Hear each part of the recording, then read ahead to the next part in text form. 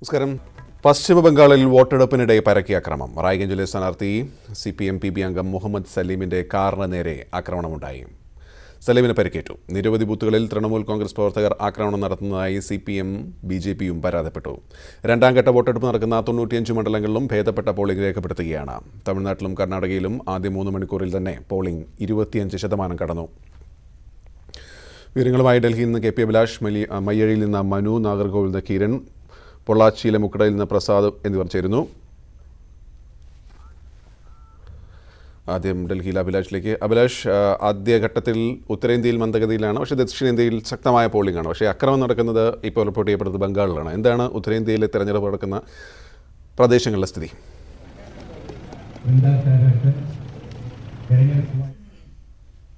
ഗോപികൃഷ്ണൻ, 7 ഘട്ടങ്ങളിലായി നടക്കുന്ന ലോക്സഭാ തെരഞ്ഞെടുപ്പിന്റെ രണ്ടാം ഘട്ട വോട്ടെടുപ്പാണ് പുരോഗമിച്ചുകൊണ്ടിരിക്കുന്നത്. ഉത്തരേന്ത്യയിലെ 42 ലോക്സഭാ സീറ്റുകളിലും ദക്ഷിണേന്ത്യയിലെ 53 ലോക്സഭാ സീറ്റുകളിലുമാണ് ഇപ്പോൾ വോട്ടെടുപ്പ് പുരോഗമിച്ചുകൊണ്ടിരിക്കുന്നത്. വോട്ടെടുപ്പ് പുരോഗമിക്കുമ്പോൾ പശ്ചിമ ബംഗാളിൽ വ്യാപകമായ അക്രമ സംഭവങ്ങളാണ് ഇപ്പോൾ അരങ്ങേറിക്കൊണ്ടിരിക്കുന്നത്. ബംഗാളിലെ സ്ഥാനാർത്ഥിയായ മുഹമ്മദ് സലീമിൻ്റെ വാഹനത്തിന് നേരെയാണ് ഇസ്ലാംപൂരിൽ വെച്ച ആക്രമണം ഉണ്ടായത്. ഒരു കൂട്ടം പ്രവർത്തകർ കല്ലെറിയുകയായിരുന്നു വാഹനത്തിന് നേരെ. ഇതിൽ മുഹമ്മദ് സലീമിന് പരിക്കേറ്റിട്ടുണ്ട്. എന്നാൽ കാര്യമായ പരിക്ക് അല്ല. അതേസമയം മറ്റു ബൂത്തുകൾ പിടിച്ചടക്കുന്നത് ഉൾപ്പെടെയുള്ള നടപടികളിലേക്ക് തൃണമൂൽ കോൺഗ്രസ് പോയിരിക്കുന്നു എന്ന ആക്ഷേപം കൂടിയാണ് ഇപ്പോൾ BJPയും അതോടൊപ്പം തന്നെ CPIയും ഉന്നയിക്കുന്നത്. പ്രത്യേകിച്ച് 180 നമ്പർ പോളിംഗ് ബൂത്ത് ഇസ്ലാംപൂരിലെ 180ാമത്തെ പോളിംഗ് ബൂത്തിലും അതോടൊപ്പം 129ാമത്തെ പോളിംഗ് ബൂത്തും തൃണമൂൽ കോൺഗ്രസ് പ്രവർത്തകർ കൈയടക്കി വെച്ചിരിക്കുകയാണ് എന്ന് പറയുന്നു. ഇവിടെ ഗ്രാമവാസികളെ വോട്ട് ചെയ്യാൻ ഇവർ അനുവദിക്കുന്നില്ല. തെരഞ്ഞെടുപ്പ് കാർഡ്, തിരിച്ചറിയൽ കാർഡ് ഉൾപ്പെടെ പരിശോധിക്കുന്നത് തൃണമൂൽ കോൺഗ്രസ് പ്രവർത്തകരാണ്. അവരുടെ അനുഭാവികൾ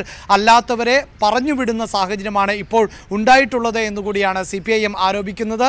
ഇതിൽ പ്രതിഷേധിച്ചുകൊണ്ട് ഗ്രാമവാസികൾ ദേശീയപാത ഉപരോധിക്കുന്ന പശ്ചാത്തലവുമുണ്ട്. അങ്ങനെ ഉത്തരേന്ത്യയിൽ നടക്കുന്ന 42 മണ്ഡലങ്ങളിൽ നടക്കുന്ന തെരഞ്ഞെടുപ്പിൽ വ്യാപകമായ അക്രമങ്ങൾ അരങ്ങേറിക്കൊണ്ടിരിക്കുന്നത് ഇപ്പോൾ പശ്ചിമ ബംഗാളിൽ ആണ് എന്ന് തന്നെ പറയേണ്ടിയിരിക്കുന്നു. വേണ്ടത്ര സുരക്ഷാ സേനയെ അടക്കം പശ്ചിമ ബംഗാളിൽ വിന്യസിച്ചിട്ടില്ല എന്ന ആക്ഷേപവും CPIMന്റെ സ്ഥാനാർത്ഥിയായ മുഹമ്മദ് സലീം ഉന്നയിക്കുന്നുണ്ട്. കാരണം പ്രാദേശിക പോലീസിന് ഒന്നും ചെയ്യാൻ പറ്റാത്ത ഒരു ഇടമാണ് പശ്ചിമ ബംഗാൾ എന്നാണ് ഇപ്പോൾ സ്ഥാനാർത്ഥികൾ ഉന്നയിക്കുന്ന ആക്ഷേപം. BJPയും സമാനമായ ആക്ഷേപം തന്നെയാണ് ഉന്നയിക്കുന്നത്. തൃണമൂൽ കോൺഗ്രസ് അധികാരം ഉപയോഗിച്ചുകൊണ്ട് എതിരാളികളെ കായികമായി ഇല്ലാതാക്കുന്ന സമീപനമാണ് സ്വീകരിക്കുന്നത്. ഇതിൻ്റെ ഭാഗമായി ത്രിതല പഞ്ചായത്തുകളിൽ പോലും സ്ഥാനാർത്ഥികൾ മത്സരിക്കാൻ പോലും ഭയപ്പെടുന്ന സാഹചര്യമുണ്ട്. അതിൻ്റെ തനിയാവർത്തനമാണ് ഇപ്പോൾ ലോക്സഭാ തെരഞ്ഞെടുപ്പിലും കാണാൻ സാധിക്കുന്നത് എന്ന വലിയ ആക്ഷേപമാണ് CPIM ഉന്നയിക്കുന്നത്. എന്നാൽ ഇതിന് ഒരു മറുപടിയും ഇപ്പോൾ തൃണമൂൽ കോൺഗ്രസിൻ്റെ ഭാഗത്ത് നിന്ന് ഉണ്ടായിട്ടില്ല. വളരെയധികം തൃണമൂൽ കോൺഗ്രസ് പ്രവർത്തകരെ സുരക്ഷാ സേന അടിച്ചോടിക്കുകയും ചെയ്യുന്നുണ്ട്. എന്നാലും ഇപ്പോൾ സമാധാനപരമായി വോട്ട് ചെയ്യാൻ പറ്റുന്ന ഒരു സാഹചര്യമല്ല ഉള്ളത് എന്ന് CPIM സ്ഥാനാർത്ഥി പറയുന്നു. അതുകൊണ്ട് തന്നെ വോട്ടെടുപ്പ് ബഹിഷ്കരിച്ചേക്കുമെന്ന ഭീഷണി ഗ്രാമവാസികൾ ഉൾപ്പെടെ ഉയർത്തുകയാണ് എന്ന ആക്ഷേപമാണ് CPIMന്റെ സ്ഥാനാർത്ഥി മുഹമ്മദ് സലീം പറയുന്നത്. മറ്റ് സംസ്ഥാനങ്ങളിലേക്ക് കടന്നാൽ ഉത്തർപ്രദേശിൽ അടക്കം സമാധാനപരമായാണ് 8 ലോക്സഭാ സീറ്റുകളിൽ വോട്ടെടുപ്പ് ഇപ്പോൾ പുരോഗമിച്ചുകൊണ്ടിരിക്കുന്നത്. അസം, ബീഹാർ സംസ്ഥാനങ്ങളിൽ അടക്കം 5 സീറ്റുകളിലേക്ക് വോട്ടെടുപ്പ് പുരോഗമിച്ചുകൊണ്ടിരിക്കുന്നു. ഛത്തീസ്ഗഡിൽ വോട്ടെടുപ്പ് നടക്കുന്നത് കാങ്കർ ഉൾപ്പെടെ ഉള്ള മാവോയിസ്റ്റ് സ്വാധീന മേഖലയിലാണ്. ഇവിടെ സുരക്ഷാ ഉദ്യോഗസ്ഥർ 2 മാവോയിസ്റ്റുകളെ രാവിലെ വധിച്ച പശ്ചാത്തലമുണ്ടായി. ഛത്തീസ്ഗഡിലെ ഒരു പോളിംഗ് ബൂത്തിൽ പോളിംഗ് ഉദ്യോഗസ്ഥൻ ഹൃദയാഘാതത്തെ തുടർന്ന് മരിക്കുകയും ചെയ്തു. ജമ്മു കാശ്മീരിൽ 2 സീറ്റുകളിലാണ് ലോക്സഭാ തെരഞ്ഞെടുപ്പ് പുരോഗമിച്ചുകൊണ്ടിരിക്കുന്നത്. ശ്രീനഗറിലും ഉദ്ധംപൂരിലുമാണ് വോട്ടെടുപ്പ് നടക്കുന്നത്. ഇവിടെ വിഘടനവാദികൾ ഉൾപ്പെടെ തെരഞ്ഞെടുപ്പ് ബഹിഷ്കരണ ആഹ്വാനം നടത്തിയിരുന്നുവെങ്കിലും സമാധാനപരമായി തന്നെയാണ് വോട്ടെടുപ്പ് പുരോഗമിക്കുന്നത്. ദക്ഷിണേന്ത്യയിൽ കർണാടകത്തിലാണ് 14 സീറ്റുകളിൽ വോട്ടെടുപ്പ് പുരോഗമിക്കുന്നത്. ഏറ്റവും അധികം സീറ്റുകളിൽ വോട്ടെടുപ്പ് നടക്കുന്നത് തമിഴ്നാട്ടിലാണ്. വെല്ലൂർ ഒഴികെ 38 സീറ്റുകളിൽ ഇന്ന് തന്നെ തമിഴ്നാട്ടിൽ വോട്ടെടുപ്പ് പൂർത്തിയാവുകയും ചെയ്യും. ഒപ്പം 18 നിയമസഭാ സീറ്റുകളിലേക്കുള്ള ഉപതെരഞ്ഞെടുപ്പ് തമിഴ്നാട്. അഭിലാഷാണ് ഡൽഹിയിൽ നിന്നും വിവരങ്ങൾ നൽകിയത്. ഇപ്പോൾ മനു ഭരിച്ചിരുന്നു മയ്യയിൽ നിന്നും. മനു, അവിടുത്തെ അവസ്ഥ എന്താണ്?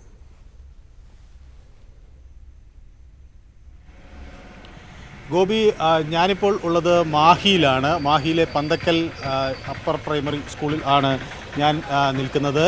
ഇവിടെ ഇപ്പോൾ ഉച്ചയായതുകൊണ്ട് പോളിംഗ് ഒരല്പം മന്ദഗതിയിലാണ്. പക്ഷേ എങ്കിലും രാവിലെ വലിയ തിരക്കുണ്ടായിരുന്നു. സ്ത്രീകൾ വലിയ തോതിൽ മാഹിയിൽ ഇത്തരത്തിൽ തെരഞ്ഞെടുപ്പിൽ അവർ പങ്കാളികളാകുന്നതിൻ്റെ കാഴ്ച നമുക്ക് കാണാൻ കഴിയും. അവർ പോളിംഗ് ബൂത്തിലേക്ക് എത്തുകയും അവരുടെ സമ്മതിദാന അവകാശം വിനിയോഗിക്കുകയും വളരെ ശക്തമായി ഇടപെടുകയും ചെയ്യുന്നതിൻ്റെ കാഴ്ചകൾ നമുക്ക് കാണാം. 30,276 വോട്ടർമാരാണ് മാഹിയിൽ ഉള്ളത്. ഇതിൽ 353 പേർ പുതിയ വോട്ടർമാരാണ്. 33 ബൂത്തുകളിലായാണ് ഇവരുടെ സമ്മതിദാന അവകാശം വിനിയോഗിക്കുന്നത്. 2 മാതൃകാ പോളിംഗ് സ്റ്റേഷനുകൾ ഇവിടെ ഉണ്ട്. പ്രധാനമായും കോൺഗ്രസ് സ്ഥാനാർത്ഥിയും അതുപോലെ കോൺഗ്രസ് സ്ഥാനാർത്ഥിയുടെ വി വൈദ്യലിംഗവും NDA സഖ്യത്തിലെ NR കോൺഗ്രസ് സ്ഥാനാർത്ഥി കെ നാരായണസ്വാമിയും തമ്മിലാണ് പ്രധാനമായി മത്സരം. ഇവിടെ ഒരു വിചിത്രമായ ഒരു കൗതുകപരമായ ഒരു കാര്യം കൂടിയുണ്ട്. കാരണം മക്കൾ നീതി മയ്യം സ്ഥാനാർത്ഥി MAS സുബ്രഹ്മണ്യത്തിനാണ് CPM പിന്തുണ പ്രഖ്യാപിച്ചിരിക്കുന്നത്. പക്ഷേ CPM പിന്തുണയോടുകൂടി ജയിച്ച മാഹിയിലെ MLA ഇവിടെ വന്ന് പ്രഖ്യാപിച്ചത് കോൺഗ്രസ്സിന് CPM പ്രവർത്തകർ വോട്ട് ചെയ്യും എന്നാണ്. കാരണം ഇപ്പോഴത്തെ രാഷ്ട്രീയ സാഹചര്യം പ്രധാനമായി കണക്കിലെടുത്തുകൊണ്ടാണ് കോൺഗ്രസ്സിന് വോട്ട് ചെയ്യാനായി ഉള്ള ഒരു തീരുമാനം ഉണ്ടായിരിക്കുന്നത് എന്നാണ് അദ്ദേഹം വ്യക്തമാക്കുന്നത്.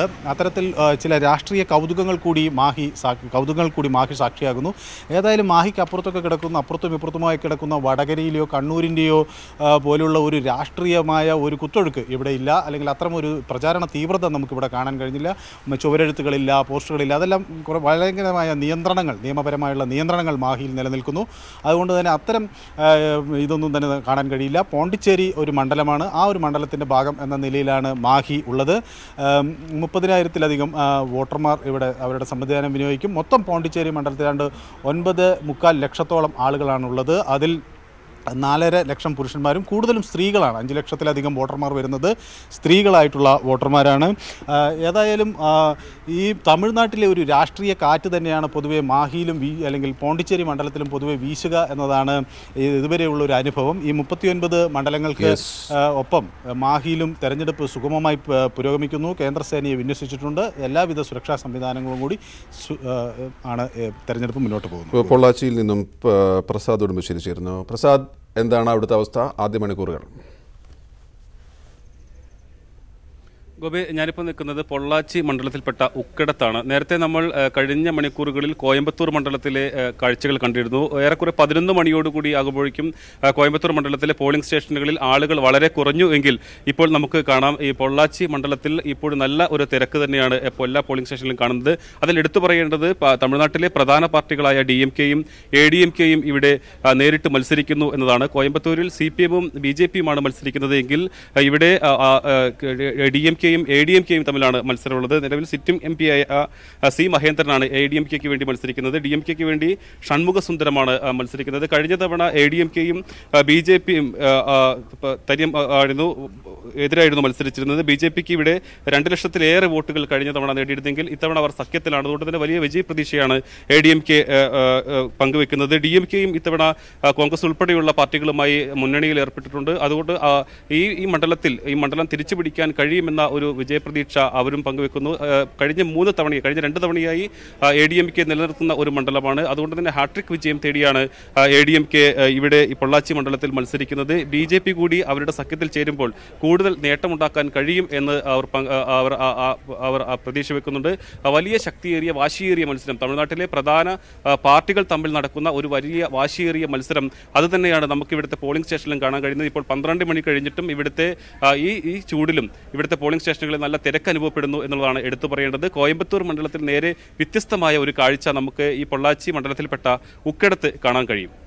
നാഗർകോവിൽ നിന്നും കിരണാണ് ഇനി ചേരുന്നത്. കിരൺ, എന്താണ് അവിടുത്തെ അവസ്ഥ? ആദ്യ മണിക്കൂറുകളിലെ പോളിംഗ്, മറ്റു വിവരങ്ങൾ? ഒട്ടേറെ പ്രത്യേകതയുള്ള ഒരു തെരഞ്ഞെടുപ്പാണ് തമിഴ്നാട്ടിൽ നടക്കുന്നത്. എന്നും തമിഴ് ജനതയെ അടിമുടി സ്വാധീനിക്കാൻ ശേഷിയുണ്ടായിരുന്ന, പാർട്ടിക്കപ്പുറം തലപ്പൊക്കമുണ്ടായിരുന്ന നേതാക്കന്മാരായിരുന്നു ഈ തമിഴ്നാട്ടിലെ എല്ലാ തെരഞ്ഞെടുപ്പുകളെയും നിയന്ത്രിച്ചിരുന്നത്. C രാജഗോപാലാചാരി മുതൽ ഏറ്റവും അവസാനം M കരുണാനിധിയും ജയലളിതയും വരെയുള്ള നേതാക്കൾ. എന്നാൽ ഇത്തരം തലപ്പൊക്കമുള്ള നേതാക്കളുടെ അഭാവത്തിൽ നടക്കുന്ന ആദ്യ തെരഞ്ഞെടുപ്പ് കൂടിയാണ് തമിഴ്നാട്ടിലേത്. അതോടൊപ്പം മറ്റൊരു പ്രത്യേകത കൂടിയുണ്ട്. മുൻകാലങ്ങളിലെല്ലാം DMK-യും കോൺഗ്രസിൻ്റെ ശക്തി ക്ഷയിച്ച ശേഷം DMK-യും ADMK-യും മാറി തമിഴ്നാട്ടിൽ തമിഴ്നാട് ഭരിക്കുന്ന കാലത്തോളം ഈ രണ്ട് പാർട്ടികളിലെ മുന്നണികൾ ഉണ്ടായിരുന്നപ്പോഴും ഈ രണ്ട് പാർട്ടികൾക്കായിരുന്നു മേജർ സീറ്റുകളും ലഭിച്ചിരുന്നത്. 39 സീറ്റുകളിൽ മഹാഭൂരിപക്ഷം സീറ്റുകളിലും മത്സരിച്ചിരുന്നത് ഈ രണ്ട് പാർട്ടികളായിരുന്നു. കുറച്ച് സീറ്റുകൾ മാത്രമാണ് മറ്റ് ഘടകകക്ഷികൾക്കടക്കം നൽകിയത്. എന്നാൽ ഇക്കുറി അതിൽ നിന്നെല്ലാം വ്യത്യസ്തമായി DMKയും AIDMKയും മത്സരിക്കുന്നത് ആകെ 20 സീറ്റുകൾ മാത്രമാണ്. ഇവർ രണ്ടുപേരും വിശാല അടിസ്ഥാനത്തിൽ മുന്നണികൾ രൂപീകരിച്ചുകൊണ്ടാണ് ഇത്തരം മത്സരിക്കുന്നത്. അത്തരമൊരു പ്രത്യേകത കൂടി തമിഴ്നാടിൻ്റെ ഈ ഇത്തവണത്തെ തെരഞ്ഞെടുപ്പിനുണ്ട്. നമ്മളിപ്പോൾ നിൽക്കുന്നത് നാഗർകോവിലെ വിമൻസ് ക്രിസ്ത്യൻ കോളേജിലാണ്. ഒരു പ്രധാനപ്പെട്ട നഗരമധ്യത്തിലെ വളരെ പ്രധാനപ്പെട്ട ഒരു ബൂത്താണ്. ഇവിടെ അടക്കം ഇപ്പോഴും ഒരു തിരക്ക് അനുഭവപ്പെടുന്നില്ല. വളരെ കുറച്ച് ആളുകൾ മാത്രമാണുള്ളത്. തമിഴ്നാടിൻ്റെ ഒരു പൊതു അവസ്ഥയും അതുതന്നെയാണ്. എപ്പോഴും രാവിലെ വളരെ പതിയാണ് പോളിംഗ് ആരംഭിക്കുന്നത്. ഉച്ചയ്ക്ക് ശേഷമാണ് തമിഴ്നാട്ടിൽ പോളിംഗ് ശതമാനം ഉയരുന്നത്. നമ്മൾ ഇതുവരെ സന്ദർശിച്ച ബൂത്തുകളുടെ എല്ലാം അവസ്ഥയും സമാനമായിരുന്നു. പല ബൂത്തുകളിലും ഏതാനും പേർ മാത്രമാണ് ഉണ്ടായിരുന്നത്. ചില ബൂത്തുകളിൽ മാത്രമാണ് അപൂർവമായി ചെറിയ നിലയിലെങ്കിലും ക്യൂ ഉണ്ടായിരുന്നത്. എന്നാൽ തമിഴ്നാട്ടിലെ ഈ ഒരു പോളിംഗിൻ്റെ ശതമാനത്തിൻ്റെ കുറവിനെ ഗൗരവമായി കാണേണ്ടതില്ല എന്നാണ് നമുക്ക് ഈ മുൻകാല ചരിത്രം നമുക്ക് വ്യക്തമാക്കുന്നത്. ഉച്ച കഴിയുന്നതോടുകൂടി പോളിംഗിൽ വലിയ രീതിയിലുള്ള വർധന ഉണ്ടാവും. അത് തമിഴ്നാടിൻ്റെ രീതിയാണ്. അതുകൊണ്ട് ഇക്കുറിയും അങ്ങനെ ഒരു വർധന ഉണ്ടാവും എന്ന് തന്നെയാണ് നമ്മൾ പ്രതീക്ഷിക്കുന്നത്. രഞ്ജിത്ത് ചേരുന്നു ന്യൂസ് ഡെസ്കിൽ നിന്നും. രഞ്ജിത്ത്, നമ്മുടെ പ്രതിനിധികൾ സൂചിപ്പിക്കുന്നതനുസരിച്ച് ബംഗാളിലൊഴികെ വലിയ തോതിൽ അക്രമങ്ങൾ എവിടെയും റിപ്പോർട്ട് ചെയ്യപ്പെടുന്നില്ല. മാത്രമല്ല ഉത്തരേന്ത്യയിൽ മന്ദഗതിയിലാണ്, ദക്ഷിണേന്ത്യയിൽ കനത്ത പോളിംഗാണ്. ഇന്നിപ്പോൾ ദക്ഷിണേന്ത്യയിലേക്ക് വന്നു കഴിഞ്ഞാൽ കർണാടക, തമിഴ്നാട് ഈ മേഖലകൾ ഇന്ന് വോട്ടെടുപ്പിലേക്ക് പോകുന്ന മണ്ഡലങ്ങൾ, അതിൻ്റെ ഒരു പൊതുചിത്രം എന്താണ്? ഗോപി, ഏതായാലും അമിത്ഷാ അദ്ദേഹം പ്രതീക്ഷിക്കുന്നത് UPയിലും അതുപോലെ ഉത്തരേന്ത്യൻ സംസ്ഥാനങ്ങളിൽ വലിയ തോതിൽ സീറ്റുകൾ കുറയുമെന്ന യാഥാർത്ഥ്യം അദ്ദേഹം ഉൾക്കൊണ്ട് തന്നെ കഴിഞ്ഞ ദിവസം കേരളത്തിൽ വന്ന് പറഞ്ഞിരുന്നു. പക്ഷേ 60 സീറ്റെങ്കിലും ദക്ഷിണേന്ത്യയിൽ നിന്ന് BJP പിടിക്കും ഇതിന് പകരം വെക്കാൻ എന്ന രീതിയിൽ പറയുമ്പോൾ ഈ രണ്ടാം ഘട്ടത്തിൽ വോട്ടെടുപ്പ് നടക്കുന്ന തമിഴ്നാട്ടിലും കർണാടകയിലും അവർ പ്രതീക്ഷിക്കുന്ന സീറ്റുകൾ, കൂടുതൽ സീറ്റുകൾ കിട്ടും എന്ന രീതിയിലാണ്. നമുക്കറിയാം തമിഴ്നാട് നമ്മുടെ തൊട്ട് അയൽപ്പക്കത്ത് കിടക്കുന്ന സംസ്ഥാനത്തും വലിയ പ്രതീക്ഷ മുന്നണിയായി മത്സരിക്കുന്ന BJP പുലർത്തുന്നു. കാരണം ജയലളിതയുടെ അഭാവം ഉണ്ടെങ്കിൽ പോലും AIDMKയുടെ സ്വാധീനം ഒപ്പം BJPക്കൊപ്പം മത്സരിക്കുന്ന രീതിയൊക്കെ തങ്ങൾക്ക് വലിയ നേട്ടമുണ്ടാക്കുമെന്ന് അവർ കരുതുന്നു. മറുഭാഗത്താകട്ടെ ഭരണവിരുദ്ധ വികാരമടക്കം മുതലായിക്കൊണ്ട് DMK കോൺഗ്രസ് സഖ്യം വലിയ തോതിൽ മുന്നേറ്റം ഉണ്ടാക്കുമെന്ന് പ്രതീക്ഷിക്കുന്നു.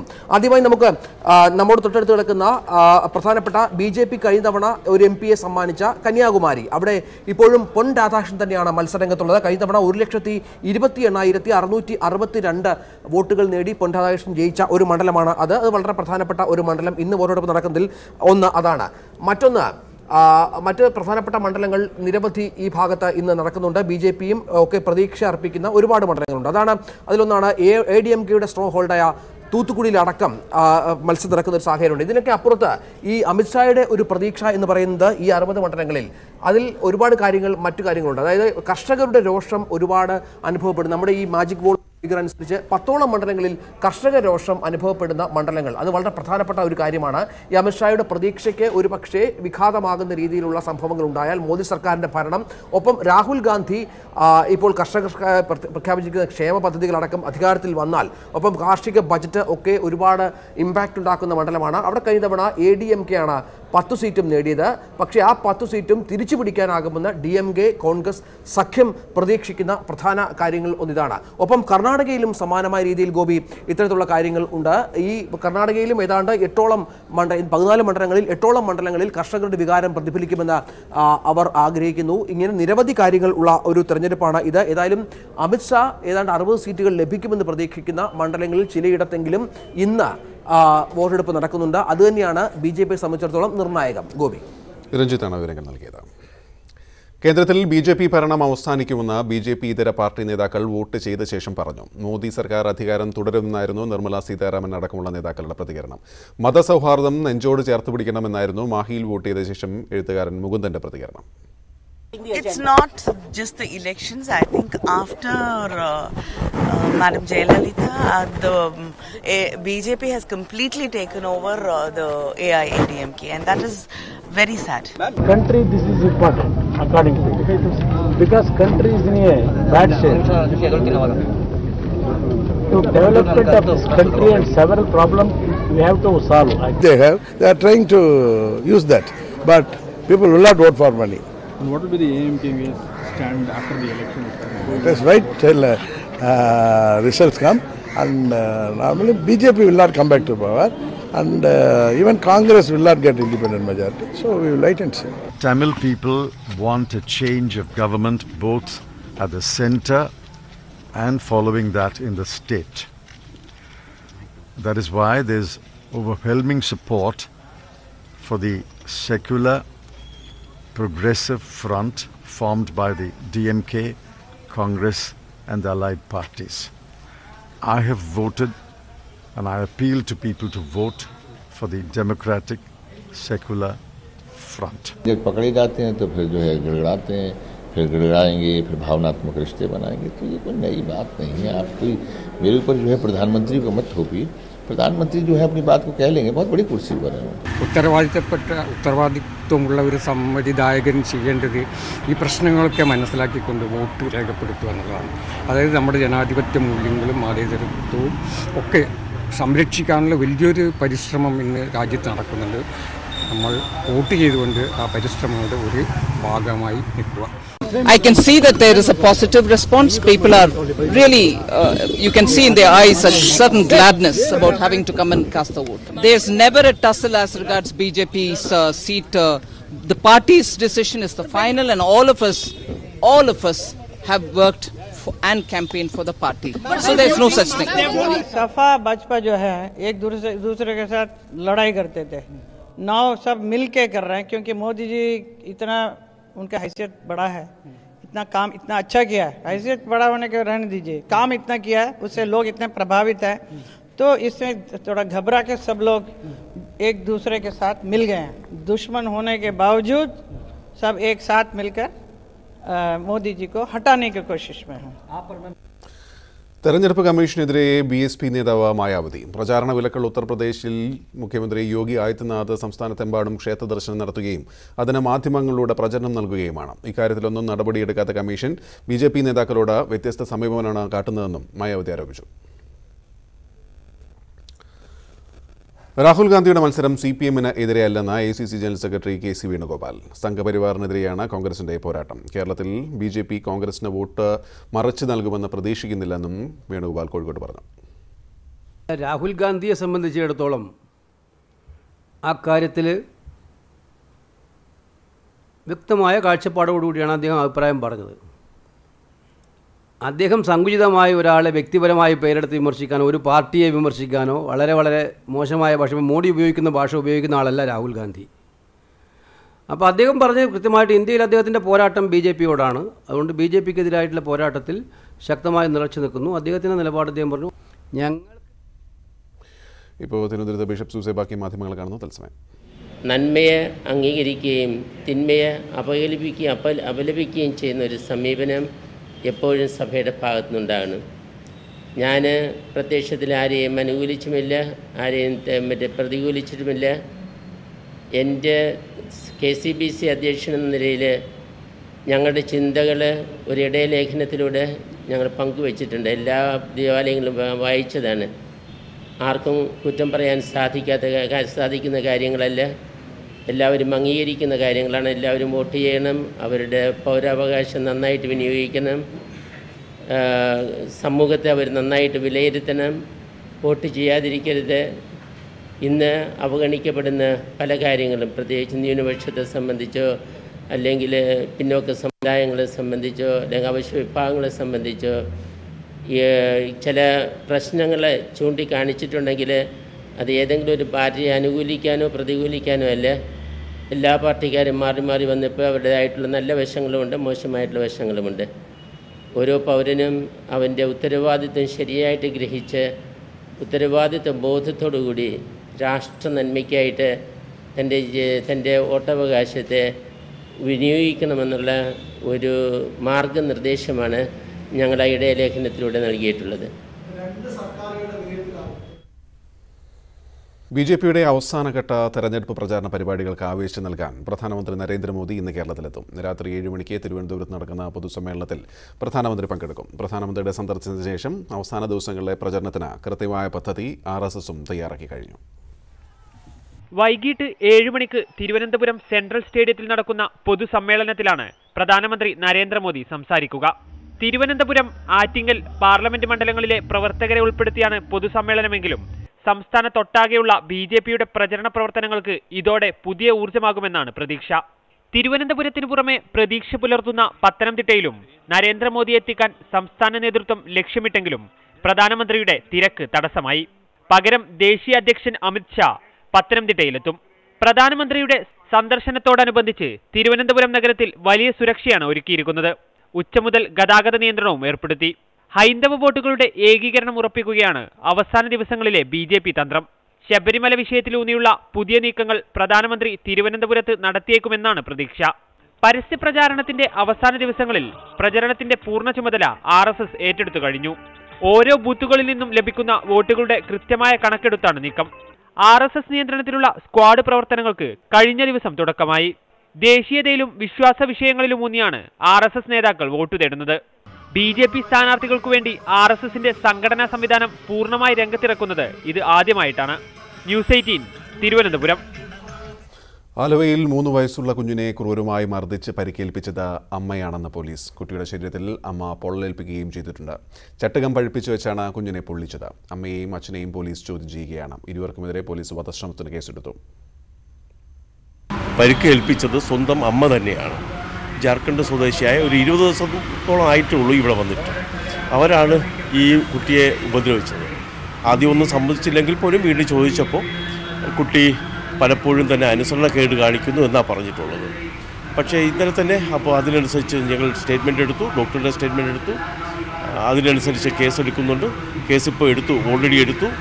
ഈ അമ്മയെ തന്നെ പ്രതിയാക്കുന്നുണ്ട്. അതുപോലെ ഈ അച്ഛനും കുട്ടിയുടെ അച്ഛനും എന്തെങ്കിലും ഇതിൽ പങ്കുണ്ടോ ഇല്ലെന്ന് നോക്കുന്നുണ്ട്. ക്രിസ്തുദേവന്റെ അന്ത്യാത്താഴത്തിന്റെ സ്മരണ പുതുക്കി ക്രൈസ്തവ വിശ്വാസികൾ ഇന്ന് പെസഹ വ്യാഴം ആചരിക്കുന്നു. അന്ത്യാത്താഴത്തിന് മുമ്പായി യേശു തന്റെ ശിഷ്യന്മാരുടെ പാദങ്ങൾ കഴുകിയതിന്റെ ഓർമ്മയ്ക്കായി ദേവാലയങ്ങളിൽ കാൽകഴുകൽ ശുശ്രൂഷയും പ്രത്യേക പ്രാർത്ഥനകളും നടന്നു. ഈ വാർത്താ ബുള്ളറ്റിൻ പൂർണ്ണമാവുന്നു. നമസ്കാരം.